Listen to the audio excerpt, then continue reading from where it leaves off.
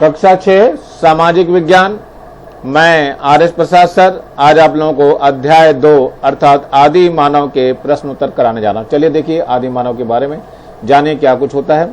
तो ये आदि मानव आपको दिखाई दे रहा है। शुरू में आदि मानव जो है गुफाओं में रहते थे और कपड़े वगैरह कुछ नहीं थे और किसी चीज का ज्ञान नहीं था, इसलिए जो है वो लोग अपने पत्थरों की वस्तुओं से ही हथियार वगैरह बना करके शिकार करते थे और उन्हीं को ही खाते पीते थे। अग्नि का थोड़ा बहुत ज्ञान बहुत लेट से हुआ। तो ये उनके औजार दिखाई दे रहे हैं जो उन्होंने बना रखे हैं। ये सीधे करके इनको पत्थरों से बनाया गया है, लकड़ी से बनाया गया है और लकड़ी को भी खुरुच खुरुच के बनाते थे। गोल पत्थर बनाते थे, थोड़े नुकीले बनाते थे और नुकीले बना करके देते थे, हथौड़े टाइप का बनाते थे। इन सबसे वो जानवरों का शिकार करके उनको खाते थे। चलिए देखिए, और इसमें मुद्राएं वगैरह कैसी थी। ये सिंधु घाटी की सभ्यता से प्राप्त हुई है मुद्राएं, वहां से ये आप लोगों को दिखाया जा रहा है कि ये सिंधु घाटी में इस तरह की जब खुदाई हुई थी तब ये प्राचीन सभ्यता की निशानियां हैं। इसके बाद यहाँ आपको दिखाई दे रहा है सिरपुर का ये लक्ष्मण मंदिर। यहाँ पे आप लोग गए ही होंगे, यहाँ सभी लोग घूम रहे हैं, सभी लोग अधिकतर घूमने जाते हैं यहाँ पे। तो ये उसी समय का ये भी है आपका बना हुआ। चलिए आगे देखते हैं क्या है इसके अंदर। तो सबसे पहले आदि मानव एक स्थान से दूसरे स्थान तक भोजन की तलाश में घूमते रहते थे। उनका जीवन घुमक्कड़ था, इसलिए उन्हें खाना बदोश कहते थे। उस टाइम उन लोगों का नाम खाना बदोश हुआ करता था। पत्थर को पाषाण काल कहते हैं क्योंकि इस युग में पत्थरों का प्रयोग किया जाता था, इसलिए इसे पाषाण युग कहते हैं। पाषाण युग के नुकीले व धारदार हथियारों व औजारों को पुरातत्ववेत्ता अस्मपकरण कहते हैं। नंबर 4 है पाषाण युग लगभग 6000 वर्षों तक चला। पत्थरों के औजारों के स्वरूप में आधार पर इस युग को हम 3 भागों में बांट सकते हैं। नंबर 1 पूर्व पाषाण युग, नंबर 2 मध्य पाषाण युग और नंबर 3 है उत्तर पाषाण युग। उत्तर पाषाण युग में खेती करना आदमी सीख गया था, मानव जो है वो खेती करना प्रारंभ कर चुका था। और नंबर 6 है आग पैदा करने के लिए जिस पत्थर का उपयोग किया जाता था उसे चकमक कहते थे, यानी कि उसे चकमक कहते हैं। चलिए आगे देखते हैं हम लोग। यह है रिक्त स्थानों की पूर्ति कीजिए। तो पहला है आपका औजारों को, यह है ऊनर।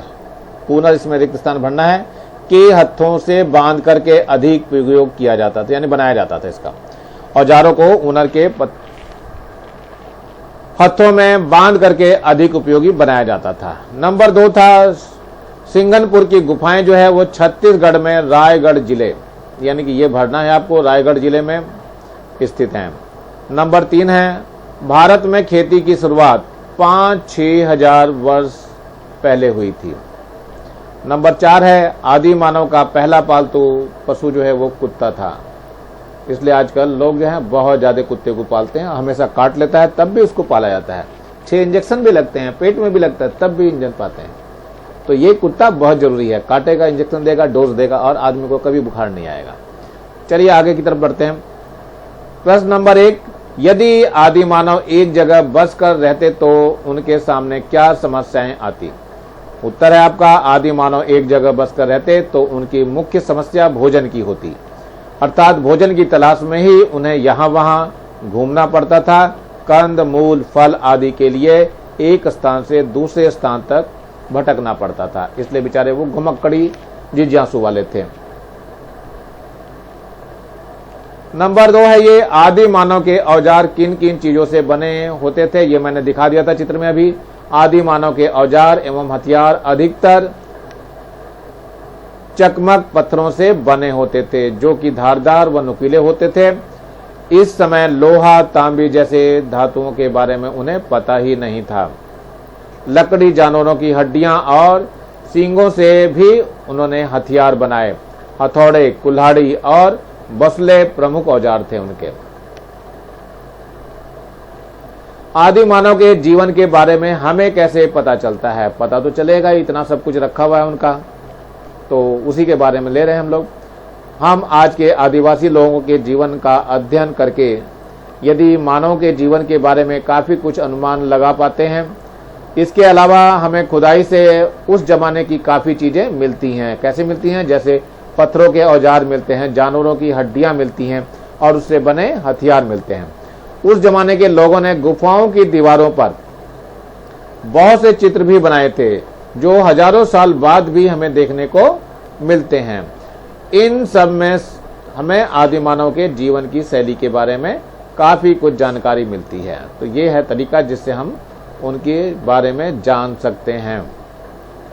अगला प्रश्न आ रहा है, छत्तीसगढ़ में मिले गुफा चित्रों की क्या क्या विशेषताएं हैं। यहाँ के गुफाओं में जो चित्र मिले हैं उनकी क्या विशेषताएं हैं वही बताया जा रहा है।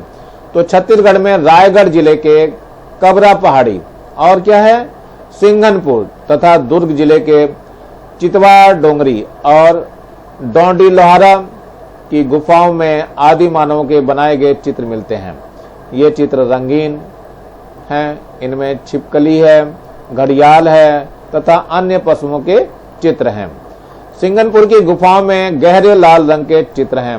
यहाँ मनुष्य की आकृतियां भी बनी हैं तथा आड़ी तिरछी लकीरें भी बनाई गई हैं।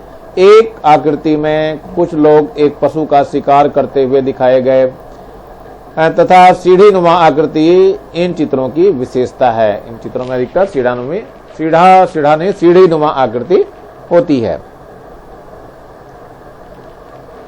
पशुपालन से आदि मानव को क्या क्या लाभ हुए। तो पशुपालन तो बहुत ज्यादा दिनों बाद जाके चालू हुआ है इनके। तो जब मानव ने खेती प्रारंभ करना शुरू किया था तब उन्हें हल चलाने, सवारी करने, बोझा ढोने के लिए पशुओं की आवश्यकता महसूस हुई। तभी से उसने उपयोगी पशु जैसे बैल, घोड़ा, गाय, बकरी, भैंस, कुत्ते आदि पालना शुरू किया। इन पशुओं में से दूध, मांस आदि तो मिलता ही था, साथ ही साथ वे उन्हें शिकार में भी मदद करते थे और इसीलिए उन्होंने कुत्ता पाला था। मीरा के पास एक कुत्ता था जो कि बहुत ही काला था और सबको काटता था। खेती करने के लिए लोगों को एक जगह क्यों बसना पड़ा। खेती करने के लिए एक जगह से दूसरी जगह जाएंगे तो खेती बर्बाद हो जाएगी। तो खेती करने के लिए लोगों को एक जगह लंबे समय तक रहना जरूरी हो गया, क्योंकि फसलों की बुवाई से लेकर के कटाई तक में काफी समय लगता था और लगातार खेतों में काम व रखवाली करनी पड़ती थी, जिससे कि फसल को जो है दूसरे जानवर न चर जाएं और दूसरे लोग न ले जाएं। फसल जब तक पक करके कट नहीं जाती थी तब तक उसे साल भर के लिए उपयोग के लिए बचा करके भी रखना पड़ता था और इन कारणों से खेती करने वाले लोग स्थायी रूप से अपने खेतों के लिए ही उसके आसपास ही घर बना करके रहने लगे थे। तो ये सब कारण है जिसकी वजह से उन्हें खेती के लिए रुकना पड़ा। अगला है, खेती करने वाले लोग धरती को देवी माता मान करके उसकी पूजा क्यों करते थे। खेती करने वाले लोग धरती को देवी माता मान करके उसकी पूजा करते थे क्योंकि वे देवताओं में विश्वास करते थे और वे मानते थे कि उन्हें खुश करने की अच्छी कृषि और खाने की अन्य चीजें मिलेंगी। इसलिए इन शक्तियों को खुश करने के लिए वे पूजा, नाच गाना और जानवरों की बलि भी देते थे। किसी भी प्रकार से वो चूकते नहीं थे अपनी श्रद्धा को प्रस्तुत करने के लिए।